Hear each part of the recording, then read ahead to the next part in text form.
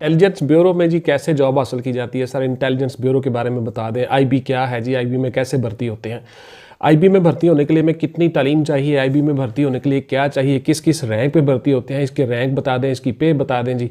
क्या आईबी में भर्ती होकर हम आगे मजीद तालीम जारी रख सकते हैं? इंटेलिजेंस ब्यूरो है क्या सर, ये किस अदारे से ताल्लुक़ रखता है, क्या ये खुफिया एजेंसी होती है, हम हर तरह से काम कर सकते हैं, हमें हर इख्तियार हासिल होता है, आईबी की पावर कितनी होती है, आईबी के अफसरान किस तरह से काम करते हैं? आपके ऐसे बहुत से सवाल जी। तो आज की मेरी वीडियो आईबी के मुतल्लिक। मैं हूँ रज़ा बुखारी और आप देख रहे हैं बुखारी स्पीक्स यूट्यूब चैनल। तो व्यूअर्स, इस चैनल के ऊपर मैं आपके लिए मुख्तलिफ service oriented, career oriented videos बनाता हूं, जिसमें मैं आपको बताता हूं कि आप मुख्तलिफ जॉब्स के लिए होने वाले इम्तहानात के मराहिल से किस तरह से आसानी से गुजर कर अपने और अपने बच्चों का रोज़गार कमा सकते हो। थैंक यू वेरी मच जी। उसके साथ साथ मेरी ऑनलाइन क्लासेस चलती हैं, बच्चे मुझसे ऑनलाइन तैयारी करते हैं, पूरे पाकिस्तान से बच्चे ऑनलाइन क्लासेस में मुझसे अटैच हैं और मुख्तलिफ एग्जाम्स की तैयारी कर रहे होते हैं। PCS, CSS, PMS, हर तरह से, मिलिट्री, IB, तमाम की तैयारी मेरे साथ ऑनलाइन बच्चे करते हैं जी। तो व्यूअर्स, आपका कोई इशू हो, सिविल का, क्रिमिनल का, लिटिगेशन का, मैं एक वकील भी हूं जी। इस तरह से मैं वो सारे मसाइल भी आपके हल करने में आपकी मदद कर सकता हूं। Thank you very much. आते हैं मौजू की तरफ जी।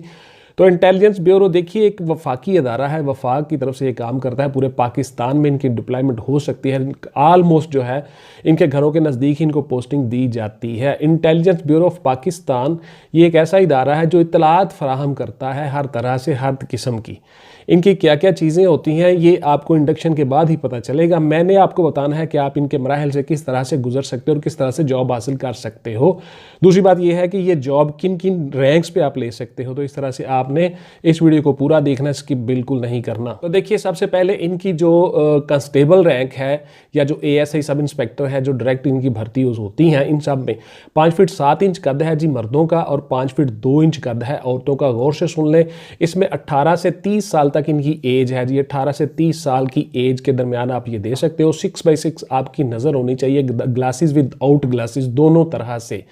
अब ग्लासेस के साथ कितनी चल जाती है ये आप उनके मुतल्लिका डॉक्टर से रुजू कर सकते हैं या ऑनलाइन पता कर सकते हैं। इसी तरह से इनकी जो दौड़ है वो 8 मिनट में 1.6 किलोमीटर और औरतों के लिए, गर्ल्स के लिए 10 मिनट में वही दौड़ उन्होंने लगानी होती है। इसी तरह से आपकी हल्की फुल्की चिनअप्स, पुशअप्स और सिटअप्स वगैरह लगवा के वो फिजिकली आपको देख लेते हैं कि आपकी कोई हड्डी टेढ़ी नहीं, कोई नकारा तो नहीं, आप फिजिकली फिट हो। तो इसमें कोई ऐसी बात नहीं होती।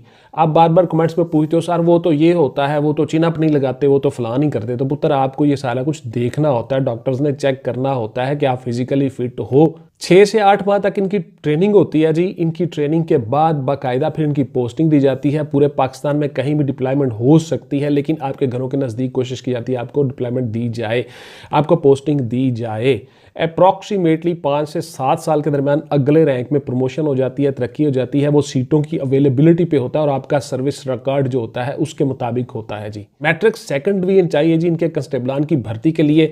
इनके कंस्टेबलान की भर्ती के लिए इनका स्केल जो है वो ग्रेड 7 होता है जी। 7वें स्केल में इनकी इंडक्शन होती है, उसी हिसाब से इनकी पे होती है। अप्रॉक्सीमेटली जो इनकी पे है वो 28 से 30 हज़ार के दरमियान होती है जी। यूनिफॉर्म जॉब है, गौर से सुन ले। आप फिर पूछते हो ये सवाल इस तरह के, तो ये जो सर्विस के हिसाब से होती है आपकी पे ऊपर नीचे हो सकती है। मैं अप्रॉक्सीमेटली आपको बता रहा हूँ। इसी तरह से इनके जो कासद, नायब कासद और इसी तरह से ऑफिस बॉय, रनर बॉय, इनके कुक और इस तरह के जो माली शाली, इनके जो दर्जा 4 के जिनको मुलाजिम कहते हैं, इनकी ग्रेड 4 में होती है जी पे से और सारा कुछ। और उसी तरह से उनकी ड्यूटीज़ होती हैं, ये दफ्तरों में काम करते हैं। छोटा अमला होता है, इनको डाक शाक लेके जाना, फाइलें पकड़ाना, इधर उधर ये सारे काम करते हैं। उसके साथ जो कुक होते हैं वो आपके खाने शाने के काम करते हैं। इसी तरह से आपके जो स्वीपर होते हैं वो सफाई का काम करते हैं। ये सारे के सारे भी इंडक्शन होती है इनकी आलमोस्ट जो उनकी एजुकेशन है वो प्राइमरी चल जाती है, कुछ में मिडल है। इनके ड्राइवर्स हजरात और इस तरह के कुक जो है वो मिडल है और मुतलका फील्ड में एक्सपीरियंस भी होता है इनका। इसी तरह के से जो इनके हेड कांस्टेबलान हैं जी, उनका ग्रेड 8 से 9 तक के दरमियान होता है जी। प्रमोशन जो वो सीनियर हो जाते हैं उसी हिसाब से इनकी जो पे है अप्रॉक्सीमेटली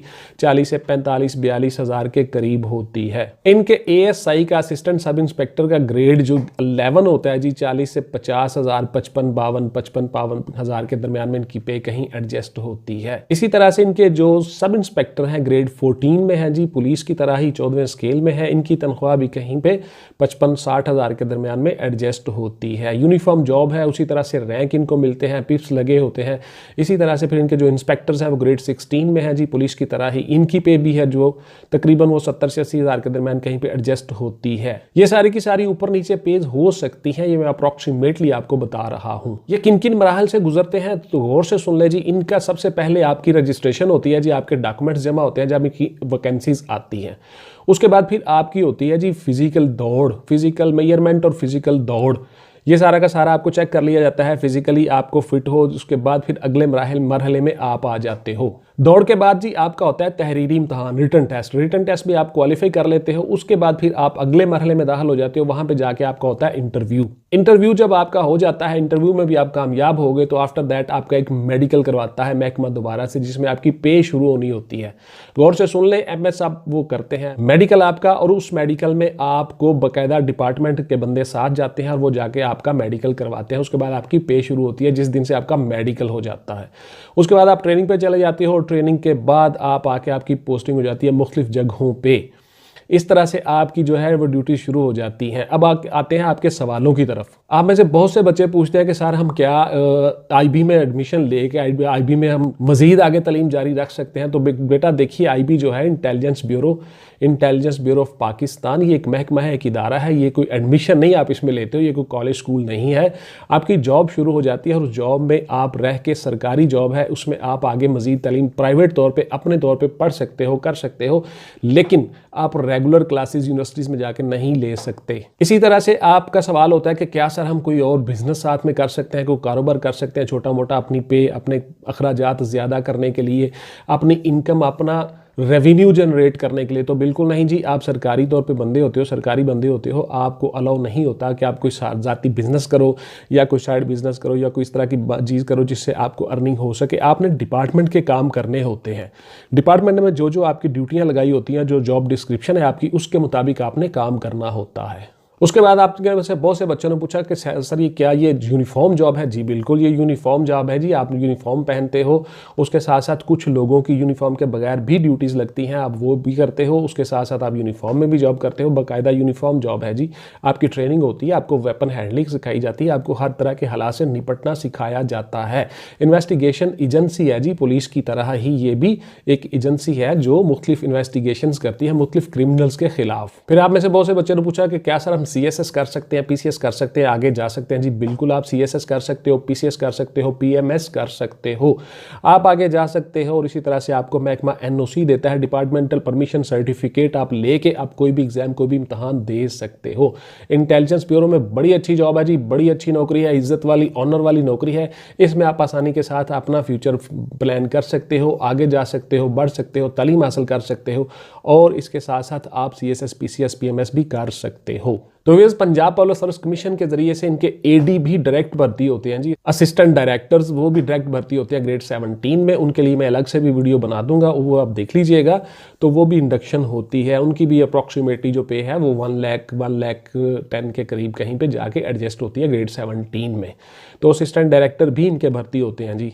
उसके बाद इनके होते हैं डिप्टी डायरेक्टर्स, ग्रेड 18 में चले जाते हैं। उसके बाद एडिशनल डायरेक्टर्स, और उसके बाद फिर आपके बहुत सारे डायरेक्टर्स, और उसके बाद फिर डायरेक्टर जनरल। इस तरह से इनकी हायरार्की होती है। इस पर भी मैं एक अलग से वीडियो बना दूंगा, वो आप देख लीजिएगा। तो ये थे जी आपके सवालात और क्वेरीज, जिस तरह से आप मुझसे सवाल करते हो उनके मुताबिक इंटेलिजेंस ब्यूरो ऑफ पाकिस्तान की वीडियो जी। इसके ऊपर मेरी और भी वीडियो आएंगी IB के मुतल्लक, वो आप गौर से देख लीजिएगा, और आपके तमाम सवालों के जवाब देने की मैं कोशिश की मैंने। तो इंशाअल्लाह ताला मिलते हैं जी किसी अगली वीडियो में, नए मौजू, नए टॉपिक और नए तारुफ के साथ। अपना और अपने प्यारों का ढेर सारा ख्याल रखिएगा। आजकल के हालात के मुताबिक आपको पता ही है किस तरह से हालात जा रहे हैं। आपने अपनी सेहत का ख्याल रखना है, अपनी इम्यूनिटी को बूस्ट रखना है, और ज़्यादा से ज़्यादा अच्छी डाइट का इस्तेमाल करना है। मिलते हैं जी इंशाअल्लाह। पाकिस्तान जिंदाबाद।